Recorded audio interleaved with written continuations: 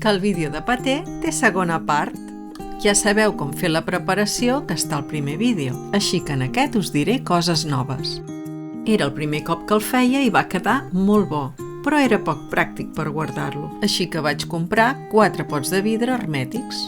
3 tenen una capacitat de 175 grams i el més petit de 110. Aquest segon cop vaig fondre la mantega i em va anar molt millor. Quan ja tens la preparació feta, a cada pot hi poses el gust que vols que tingui cada paté. Els emplenes, remenes, ho tapes i a dins l'olla. Recorda, els has de tenir 10 minuts i després 3 hores dins la CCM.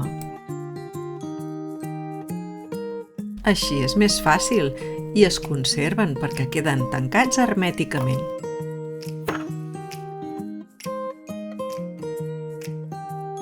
Aquest cap de setmana barbacoa a casa l'Anna Maria i quin millor plan per portar els patés.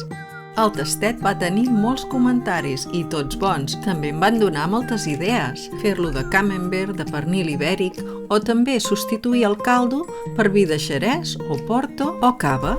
I jo més que feliç, gràcies família! Si és que no es pot demanar més, paté natural, sense conservants i al teu gust. Tot un producte gourmet. Anima't a fer-lo, que és molt fàcil. Ja has pensat de què el faràs?